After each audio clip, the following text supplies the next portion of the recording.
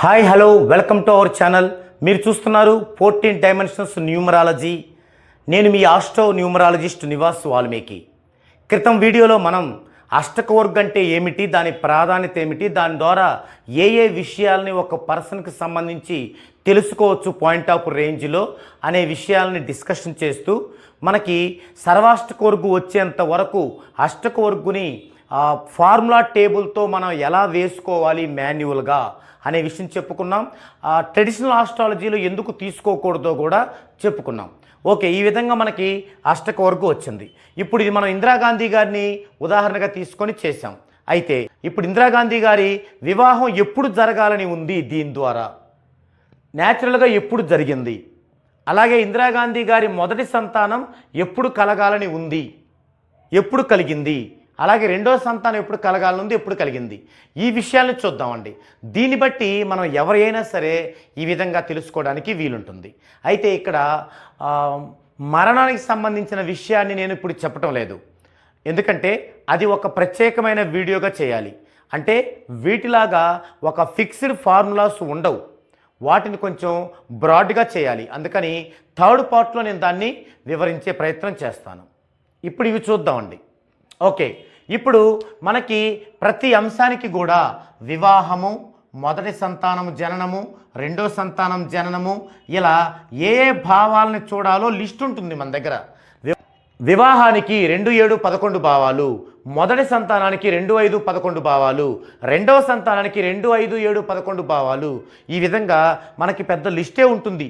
అలాగే డైవర్స్కి ఏంటి, జాబ్కి ఏంటి, ప్రమోషన్కి ఏంటి, ఈ విధంగా ప్రతిదీ. అలాగే డిసీజ్ ఉంటే ఫలాని డిసీజ్కి ఏంటి, ఇలా ప్రతిదీ ఉంటుంది. ఓకే, ఇప్పుడు వీటిని పరిశీలిద్దామండి మనం. మొదటగా వివాహం అనే విషయాన్ని చూద్దామండి. వివాహం ఇది చూడటానికంటే ముందు మనం ఏం తయారు చేసుకోవాలంటే వీరి యొక్క లగ్నం సింహం, లగ్నం సింహం, దీనికి అధిపతి రవి, ఈయన యొక్క వైబ్రేషన్ 1, ఇవి రాసుకోవాలి. జనరల్గా గ్రహముల మొత్తం వైబ్రేషను 41. ఈ 41కి 1 కలిపితే మనకి మొత్తం వైబ్రేషన్ వస్తుంది 42.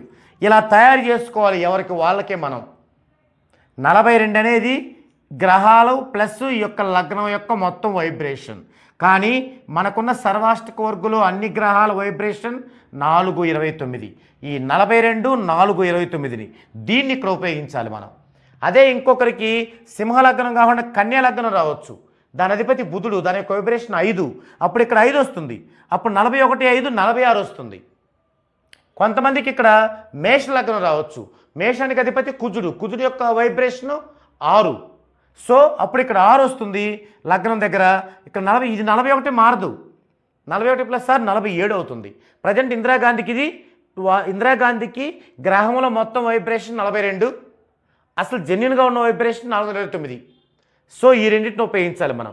ఇప్పుడు మనకి వివాహానికి చూడాల్సిన భావాలు ఏంటి, 2వ భావం, 7వ భావం, 11వ భావం, 2వ భావం, 7వ భావం, 11వ భావం, ఇక్కడ మనం రాసుకోవాలి.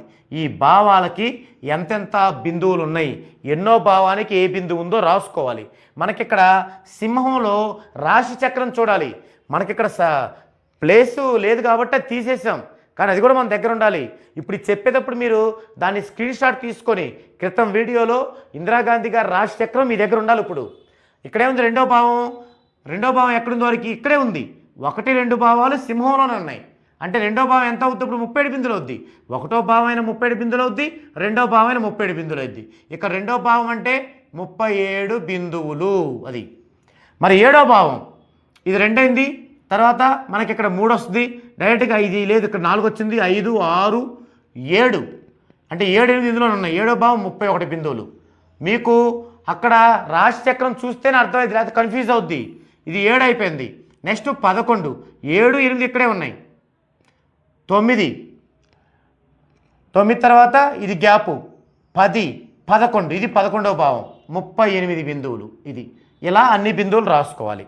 రాసుకుంటే 8, 1, 9, 9, 7, 16, 6, 1, 10, మొత్తం 106 బిందువులు వచ్చినాయి. ఇప్పుడు వయస్సూచి కనుక్కోవాలి. వయస్సూచి అంటారు. అదేంటంటే ఫార్ములా ఇక్కడ వచ్చిన మొత్తం బిందువులు అంటే 106 ఇంటూ ఇక్కడ వచ్చిన ఈ యొక్క 42/429 42/429 ఇది ఎంత అనేది మనం క్యాలిక్యులేషన్ వేసుకోవాలి. క్యాలిక్యులేటర్ ఉపయోగించవచ్చు. ఇక్కడ మనం చేసుకోవడం కంటే క్యాలిక్యులేటర్ ఉపయోగించే ఇక్కడ ఎంతో మనం ఫిగర్ రాసుకోవచ్చు. క్యాలిక్యులేటర్ ద్వారా చేయండి. మనం హెచ్వేతల ద్వారా చేసినప్పుడు ఏమవుతుందంటే కొంచెం పాయింట్లో మనకి కన్ఫ్యూజ్ అయ్యే అవకాశం ఉంటుంది. కాబట్టి ఇక్కడ మీరు క్యాలిక్యులేటర్ ఉపయోగించుకోవచ్చు అనమాట. వయస్సూచి అంటే ఇక్కడ వివాహానికి సంబంధించిన బిందువులు ఇంటూ ఇక్కడ మనం ముందుగా తయారు చేసుకున్నాం మొత్తం బిందువులు బై టోటల్ సర్వాష్టకవర్గ బిందువుల సంఖ్య అనమాట. అంటే 106 ఇంటూ 42/429 దీనికి ఎంత వచ్చిందో చూద్దామండి. 10.3 కంప్లీట్గా మొత్తం చెప్పండి. ఇక్కడ 106 ఇంటూ 42/429 ఇస్తే ఎంత వస్తుంది? 10.377. ఓకే, నెక్స్ట్ సహాయ వయస్సూచి కూడా కనుక్కోవాలి. సహాయ వయస్సూచి. వయస్సూచి అంటేనేమో అన్ని బిందువులు, సహాయ వయస్సూచి అంటే మధ్య బిందువు. ఇప్పుడు దీనికి మధ్య బిందువు 7, దీనికి 5, మరి దీనికి 5, 7ల సరాసరి అలా రెండు ఉన్నప్పుడు. సరే ఇప్పుడు ఇక్కడ 7 అనమాట, అంటే 31 ఇంటూ ఫార్ములా ఇదే 42/429. ఇప్పుడు ఇది చూద్దాం ఎంత వచ్చిందో. 31 ఇంటూ 42/429 3.034. ఇది సహాయ వయస్సూచి, ఇది వయస్సూచి. ఏ విషయానికైనా ఇలా వయస్సూచి సహాయక వయస్సూచి వస్తాయి. అది వివాహం అవ్వచ్చు, సంతానానికి అవ్వచ్చు, మరణానికి అవ్వచ్చు, ఏదైనా ఏ సంఘటనకైనా ఈ రెండు వస్తాయి. ఇప్పుడు ఇక్కడ మనం వయస్సూచిని రెట్టింపు చేసుకుంటేనో, రెట్టింపు చేసుకొని దీన్ని ఒకసారి కలిపితేనో, లేదా రెట్టింపు చేసుకొని దీన్ని 2 సార్లు కలిపితేనో ఆ అంశం వస్తుంది. అది మాత్రం ఒక బాగా దాని మీద నిష్ణాతులైన న్యూమరాలజిస్టులకు మాత్రమే అది వచ్చే అవకాశం. అది అవలేలగా వేసుకునేది కాదు. మీరేం చేయొచ్చు, ఇట్లా ఒకసారి డబల్ చేసి చూసుకోవచ్చు, ఒకసారి డబల్ చేసి దీన్ని కలిపి చూసుకోవచ్చు, ఒకసారి దీన్ని డబల్ చేసి కలిపి చూసుకోవచ్చు, ఒకసారి దీన్ని 3 సార్లు చేసి కలిపి చూడవచ్చు. అంటే ఇక్కడ డబల్ ఎవరికి చేయాలి, డబల్ చేసి సహాయ వయస్సూచి ఎవరు కలపాలి, లేదా 3 సార్లు రెట్టింపులు ఎవరు చేయాలనేది మాత్రం అదొక పెద్ద సబ్జెక్ట్ అనమాట. ఓకే, ఇక్కడ వీరి వివాహం ఎప్పుడవుతుంది అంటే ఇది డబల్ చేసినప్పుడు అవ్వచ్చు, ఈ డబల్ చేయడానికి దీన్ని కలిపినప్పుడు అవ్వచ్చు. కానీ ఇందిరాగాంధీ గారిని కనుక గమనించినట్లయితే 2 సార్లు వయస్సూచి ఎచ్చవేసి ఒక సహాయ వయస్సూచి కలిపితే వివాహం తెలుస్తుంది. సో వివాహం = 2 ఇంటూ వయస్సూచి 10.377 ప్లస్ ఒకసారి 1 ఇంటూ సహాయక వయస్సూచి 3.034. 2తో దీన్ని హెచ్చవేస్తే 2 14 4 1 2 14 15 5 1 2 3 1 7 2 10 20 20.754 ప్లస్ 1తో హెచ్చవేస్తే 3.034 4 4 8 3 5 8 0 7 7.3032 23.788 23.788 దీన్ని ఇలా ఫైనల్ వచ్చాక మరలా ఫార్ములా ఏంటంటే 0.9856తో హెచ్ వేయాలి. దీన్ని 0.9856తో హెచ్చించాలి. ఇది మారదు ఫార్ములా. అది హెచ్ వేస్తే ఫైనల్ అవుట్పుట్ మనకు వస్తుందన్నమాట.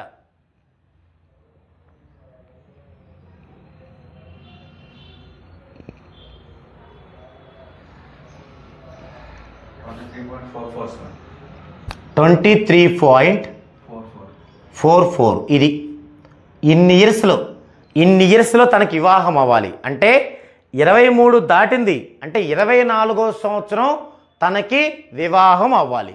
ఓకే, మరి యాక్చువల్గా ఎప్పుడు వివాహం అయిందో చూద్దామండి. 26/3/1942లో అయింది. ఆమె బర్త్డే ఎప్పుడు? 19/11/1917. ఇప్పుడు చూద్దామండి. 26లో 19 పోతే 7 డేట్స్, సంవత్సరం ఒక తప్పు వస్తే ఒక సంవత్సరం అంటే 12 నెలలోపు వస్తుంది. 12 3 15, 15లో 11 పోతే 4, ఇటు ఒక సంవత్సరం అప్పు వచ్చిందంటే 41 ఉంటుంది. 11లో 7 పోతే 4, ఇక్కడ ఎంత 3 ఉంటుంది, 3లో 1 పోతే 2. ఆమెకి వివాహం ఎప్పుడైంది? 24 సంవత్సరాల 4 నెలలకైంది వివాహం. మరి ఇక్కడ ఎప్పుడు కావాలని ఉంది? 23 సంవత్సరాలు దాటాక. అంటే ఎంత? 40 నెలల కంటే సుమారుగా ఒక 5 నెలలు, అంటే 23 సంవత్సరాల 5 నెలలకి వివాహం కావాలనుంది. కానీ ఎప్పుడైంది? 24 సంవత్సరాల 4 నెలలకైంది.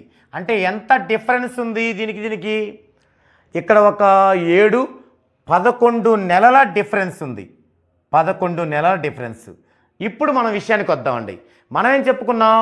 ఎగ్జాక్ట్గా లైఫ్లో ఒక పర్సన్కి జరగాల్సిన పాయింట్ ఆఫ్ రేంజ్లో ఎగ్జాక్ట్గా జరగాలని ఉంది కదా. మరి ఇప్పుడు ఇందిరాగాంధీ గారి వివాహానికి ముందు మన దగ్గరికి వచ్చి ఇలా వేస్తే మనం ఏం చెబుతాం? ఆమెకి మీకు 23 సంవత్సరాల 5 నెలలకి వివాహం జరిగిద్దని చెబుతాం. కానీ ఎప్పుడు జరిగింది? 24 సంవత్సరాల 4 నెలలకి. ఎందుకు అలా జరిగింది అంటే ఇక్కడే మీకు నేను చాలా వీడియోల్లో చెప్పాను. లక్కీ మొబైల్ నెంబర్ గురించి అప్పుడు చెప్పాను. ఏం చెప్పాను? మనకి ఏది పని చేయాలన్నా నెగిటివ్ న్యూట్రల్ అవ్వాలి, 14 డైమెన్షన్స్లో నేమ్ ఉండాలి, జన్మ వైబ్రేషన్లో జర్నీ చేయాలి. మరి ఇందిరాగాంధీ గారు ఉన్నప్పుడు ఇవి లేవు కదా. అంటే నెగిటివ్ ఆమెకు ఉంది ఆల్రెడీ. ఆమె ఎన్నో ఇబ్బందులు పడ్డది ఆ నెగిటివ్ ద్వారానే. నెగిటివ్ ఉంది కాబట్టే ఈ యొక్క డిఫరెన్స్ అనేది మనం చేసిన దానికి అక్కడ జరిగేదానికి డిఫరెన్స్ అనేది వస్తుంది. గతంలో ట్రెడిషనల్గా ఆస్ట్రాలజీలో కూడా ఇదే సమస్య ఎదురైంది. ఏమైంది? మనం వింశోత్తరి దశల ప్రకారం ఫలాని దశలో మీకు వివాహం జరిగిద్దంటే జరగదు. 1 సంవత్సరమో 2 సంవత్సరాలు అటు జరిగేది. కారణం ఏంటి? అది ఫార్ములా అయినప్పటికీ కూడా నెగిటివ్ అలాగే ఉంది. ఆ నెగిటివ్ పోలేదు. సో ఇప్పటికైనా మీకు అర్థం కావాలి, మనకి ఏది జరగాలన్నా, ఏ ఫార్ములా మన మీద పని చేయాలన్నా మనము ఫుల్ పాజిటివ్గా ఉండి తీరాల్సిందే. అప్పుడే అది ఎగ్జాక్ట్గా అవుద్ది. అయితే అవ్వకూడదని లేదంటే ఉంది. ఒక్కోసారి నెగిటివ్ ఉన్నప్పుడు కూడా అవుతుంది. ఉదాహరణకి చిరంజీవి గారిని తీసుకుందాం, రజనీకాంత్ గారిని తీసుకుందాం. మరి వాళ్ళకి అలాంటి నేమ్ కరెక్షన్ లేవు కదా. లేకుండా లెజెండ్ ఎలా అయ్యారు? వాళ్ళు 37 డిగ్రీ లోపోలే కదా. ఎందుకయ్యారు? అవుతారు. దేనివల్ల? వారి ఫ్యామిలీ మెంబర్స్లో ఉన్నటువంటి ఆ యొక్క ఎనర్జీ వాళ్ళకు వచ్చి అవుతారు. అదేంటి? గుడ్డెద్దు చేలో పడ్డట్టే, పర్టికులర్ కాదు కదా. సో పర్టికులర్గా కనుక అది మనం చెయ్యాలి అంటే ఖచ్చితంగా పాజిటివ్లో ఉండి తీరాల్సిందే. అలాగే ఇప్పుడు వీరికి మొదటి సంతానం ఎప్పుడు కలగాలని ఉంది. ఎప్పుడు కలిగింది అది చూద్దామండి. మొదటి సంతానము, దీనికి పరిశీలించాల్సిన బిందువులేంటి? 2, 5, 11. ఇప్పుడు 2వ భావం, 5వ భావం, 11వ భావాల్లో బిందువులు చూద్దామండి. మరి 1, 2కి మనకి 37 ఉంది, 37 బిందువులు. ఇక 5వ భావం 1, 2, 3, ఇక్కడ లేదు 4, 5. 5వ భావానికి 28. ఇక్కడ మీకు అర్థం కాదు, రాశి చక్రం చూడాల్సిందే మీరు. ఆ భావాలు చూసేటప్పుడు రోమన్ అంకెలో ఉంటాయి. 11వ భావం, 11వ భావం అంటే ఇక్కడికి వస్తాయి 38. ఇందాక కూడా వేసుకున్నాం. ఇది వివాహానికి సంబంధించి కూడా వేసాం. 8, 16, 7, 23, 3, 2, 4, 10, 103 బిందువులు వచ్చాయి. ఇప్పుడు వయస్సూచి 103 ఇంటూ వీరిది 42/4, 29. ఈ ఫార్ములా మారదు. అదే సహాయ వయస్సూచి మధ్యలోది 28 ఇంటూ 42/4, 29. ఈ రెండు క్యాల్కులేషన్ చూద్దామండి. 10.08. ఓకే. సహాయ వయస్సూచి 2.741. ఓకే, ఈ విధంగా వచ్చాయి. ఇప్పుడు మనకి ఎప్పుడు సంతానం కలగాలి? మనం వివాహానికి చెప్పుకున్నాం. దీన్ని రెట్టింపు చేసినప్పుడు లేదా దీనికి ఇది కలిపినప్పుడు, రెట్టింపుకు రెట్టింపు కలిపినప్పుడు ఇలా చేసుకోవాలి. అది ఎలాగనేది ఆ చార్ట్ అబ్జర్వ్ చేసినప్పుడు ఒక నిష్ణాతులైనటువంటి న్యూమరాలజిస్ట్కు మాత్రమే అర్థమయ్యే విషయం అన్నమాట. ఇప్పుడు చూద్దామండి. దీన్ని రెట్టింపు చేద్దామండి. 2 ఇంటూ 10.08 ప్లస్ 2 ఇంటూ 2.741. 2 ఇందులో 16, 2 పదులు 20 ప్లస్ 2 1 2 2 4 8, 2 14, 4 1, 2 4 1 5 మొత్తం కలిపితే 2 8 14 4 1 5 1 6 25 25.642. ఇప్పుడేం చేయాలి? దీన్ని 0.9856తో హెచ్చవేయాలి. ఇది ఫార్ములా చెప్పుకున్నాం మనం. 25.642 ఇంటూ 0.9856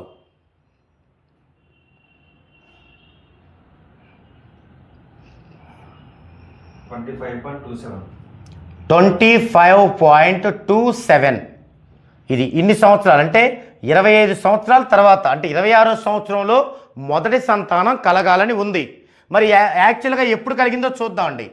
ఆమె యొక్క డేట్ ఆఫ్ బర్త్ 19/11/1917. మొదటి సంతానం జన్మించింది ఎప్పుడు? రాజీవ్ గాంధీ గారు 28/1944. ఇక్కడ 20లో 19 1, ఇటు ఒక సంవత్సరం అప్పు వస్తే 12 8 20 20లో 11 పోతే 9, ఇక్కడ 5 ఉంటుంది, 3 ఉంటుంది, ఒకటి పోయింది కాబట్టి 43, 13లో 7 పోతే 6, ఇక 3లో 1 పోతే 2, 26 సంవత్సరాల 9 నెలలకి వీరికి సంతానం కలగాలని ఉంది. మనకెప్పుడుంది? మనకెప్పుడు వచ్చింది? 25 సంవత్సరాల ఒక 2 నెలలు సుమారుగా. అంటే ఎంత డిఫరెన్స్ ఉంది? 25 సంవత్సరాల 2 నెలలు. ఎంత డిఫరెన్స్ ఉంది? 26 సంవత్సరాలు 9 నెలలు, 25 సంవత్సరాలు 2 నెలలు. అంటే ఈ యొక్క 10 నెలలు, ఆ యొక్క 9 నెలలు, 17 నెలల డిఫరెన్స్ ఉంది. ఇప్పుడు ఈ డిఫరెన్స్ లేకుండా ఎగ్జాక్ట్గా జరగాలంటే ఎలా జరిగిద్ది అంటే, ఇప్పుడు ఇందిరాగాంధీ గారు కనుక తన బాల్యంలోనో బిఫోర్ మ్యారేజీలోనో కనుక 14 డైమెన్షన్స్లో నేమ్ కరెక్షన్ చేయించుకొని ఉన్నట్లయితే తన నెగిటివ్ న్యూట్రల్ అవుతుంది. అప్పుడేమవుతుంది? ఎగ్జాక్ట్గా 25 సంవత్సరాల 2 నెలలకే సంతానం కలుగుతుంది. అలాగే మ్యారేజ్ కూడా అనుకున్న టైంకే కలుగుతుంది. కాబట్టి మీరు భవిష్యత్తులో ఏవైతే ముఖ్యమైన విషయాలు అనుకున్నామో అవి ఎగ్జాక్ట్గా జరగాలంటే మనం ఇన్ టైంలోనే మీరు పాజిటివ్ని గ్రోత్ చేసుకోవాలి. అంటే నెగిటివ్ న్యూట్రల్ చేయాలి. అంటే 14 డైమెన్షన్స్లో మీరు నేమ్ కరెక్షన్ చేసుకోవాలి. ఈ మాట అనగానే మీలో చాలామంది నేను ఎప్పుడో చేసుకున్నాగా అంటూ ఆనందపడుతుంటారు. కానీ మీ ఇష్టం వచ్చిన విధంగా ఒక డైమెన్షన్లోనో ఏదో విధంగా చేసుకొని నేను చేసుకున్నానంటే అది నో యూస్. నిష్ణాతులైన న్యూమరాలజిస్టులతోనే చేయించుకోవాలి. బెస్ట్ న్యూమరాలజిస్ట్ అంటే ఎలా ఉండాలో మీకు ఒక వీడియోలో చేశాను, చూడండి. మీకు తెలియకపోతే అది ఫాలో అవ్వండి. ఓకే, ఇక రెండో సంతానం విషయం చూద్దామండి. రెండవ సంతానానికి చూడాల్సిన భావాలు 2, 5, 7, 11. ఇప్పుడు 2వ భావం, 5వ భావం, 7వ భావం, 11వ భావాలు మనం ఇవి వేసుకోవాలి బిందువులు. 2వ భావం అంటే 37, 5వ భావం అంటే 2, 3, 4, 5 28, 7వ భావం అంటే 5, 6, 7, 7వ భావం అంటే 31. ఇక్కడ 7 ఇక్కడికి వస్తే ఎందుకు కూడా ఇక్కడ వస్తుంది. 9, 10, 9 ఇది గ్యాప్ వస్తుంది. 10, 11, 38, 8, 16, 17, 24, 4, 2, 8, 10, 13, 134 బిందువులు వచ్చాయి.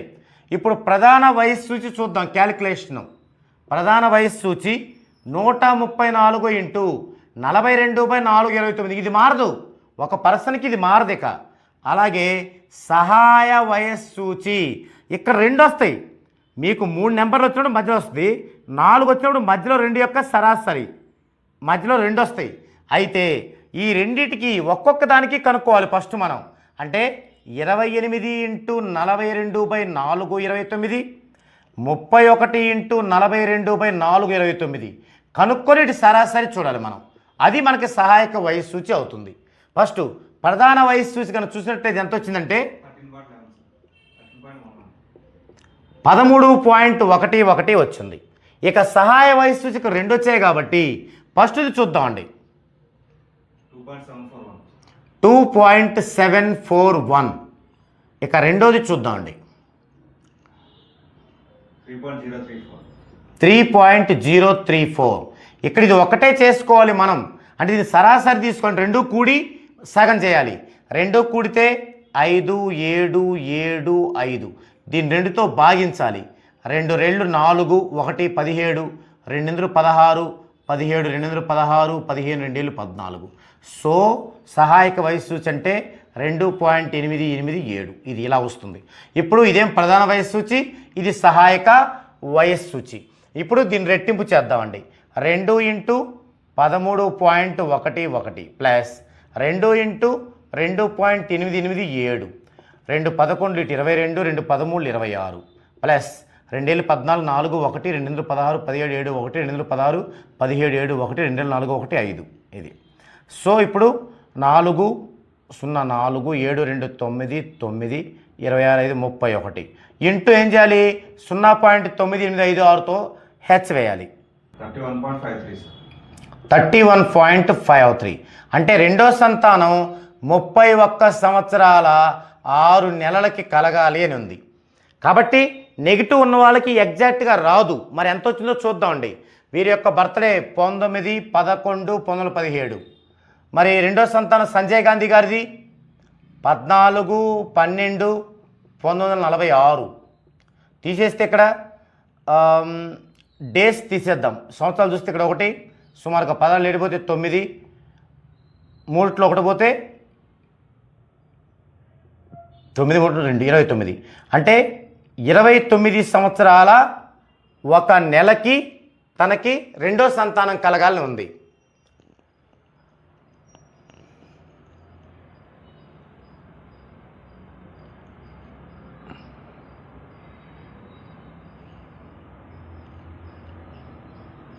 ఇందాక ఫస్ట్ సంతానం మనకి 26 సంవత్సరాలు చిల్లర, ఇక్కడ 29 సంవత్సరాలు చిల్లర ఉంది. కానీ ఎగ్జాక్ట్గా మనకి ఎంతకు వచ్చింది 31కి కలగాలని ఉంది.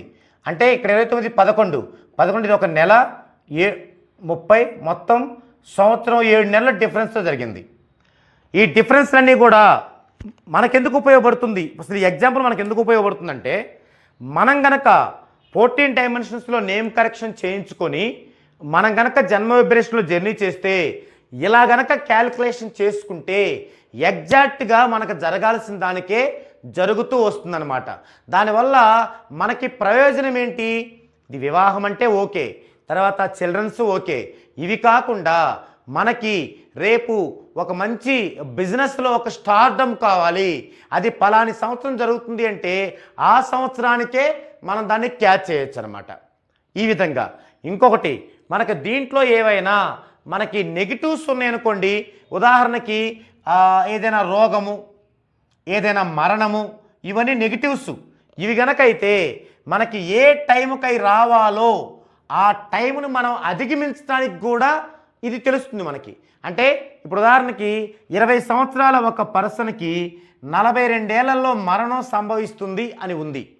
ఈ పర్సన్ గనక 14 డైమెన్షన్స్లో నేమ్ కరెక్షన్ చేయించుకొని జన్మ వైబ్రేషన్లో జర్నీ చేయటం మొదలు పెడితే 42 సంవత్సరాలు ఉన్న కంప్లీట్ అయ్యే అతని ఆయుష్ అనేది 62 సంవత్సరాలైనా సరే నిక్షేపంగా ఉండేలా చేస్తుంది. అలాగే ఇతనికి ఒక 10% లాభం వచ్చే ఉంది బిజినెస్లో అని ఉందనుకోండి, ఇతను 20 సంవత్సరాల్లో 10% వస్తున్నప్పుడు ఇతను న్యూమరాలజీ ప్రకారం జర్నీ చేసి 14 డైమెన్షన్స్లో కనుక నేమ్ కరెక్షన్ చేయించుకుంటే ఈ 10 అనేది 90 100 కూడా పోయే అవకాశం ఉంటుంది. అంటే ఇవి మనకు ఎందుకు ఉపయోగపడతాయంటే ఈ అష్టకోర్గ్ అనేది మనం ఒక వైబ్రేషన్లో జర్నీ చేస్తున్నప్పుడు దాని యొక్క క్యాల్కులేషన్ ద్వారా మనకి రావాల్సిన దానికంటే ఇంకా ఎక్కువ పాజిటివ్ ఎలా రావాలి, ఒకవేళ నెగిటివ్ రావాల్సి ఉంటే దాన్ని న్యూట్రల్ చేసి ఎలా మనం ఎదగాలి అనేది తెలుసుకోవడానికి ఉపయోగపడుతుంది. ఓకే, అంటే అర్థమేంటి ఇక్కడ మనం ఏది ఎప్పుడు జరగాలో ఫార్ములాస్లోది ప్లస్ మాత్రమే యాసిస్ జరగాలి, మైనస్ అయితే జరగకూడదు. అదే ఒక శాస్త్రం అంటే. ఇదే మీకు నేను మొబైల్ న్యూమరాలజీని గురించి మీకు దాని యొక్క నిజస్వరూపం చెప్పేటప్పుడు కూడా ఇదే చెప్పాను. మీకు పర్ఫెక్ట్గా మీరు అవన్నీ చేస్తేనే ఏదైనా అమలవుతుంది. అలా లేకుండా మీకు అవేవి చెప్పకుండా మసిబూసి మామిడికాయలాగా అప్పటికప్పుడే చెప్తూ ఉంటే మాత్రం ఈ జన్మ కాదు, మీరు 100 జన్మలు ఎత్తినా మీకున్నటువంటి ఆ యొక్క నెగిటివ్ అనేది పోదు, మీరు ఆశించినటువంటి ఆ సత్ఫలితం అయితే మాత్రం రాదు. కాబట్టి ఇది గుర్తుంచుకొని ఈ యొక్క అష్టక వర్గ్ ద్వారా మీరు ప్రయోజనాలు పొందాలంటే చక్కగా మీరు 14 డైమెన్షన్స్లో నేమ్ కరెక్షన్ చేయించుకొని మీ యొక్క జన్మ వైబ్రేషన్లో జర్నీ అవుతూ మీ యొక్క నెగిటివ్ని తగ్గించుకునే విధానంలోకి మీరు ఖచ్చితంగా మీ ఆలోచన విధానం రావాల్సిన అవసరం అయితే ఉంది. ఇది ఈ వీడియోలో టాపిక్. మరో వీడియోలో మరో డిఫరెంట్ టాపిక్తో మరలా కలుద్దామండి.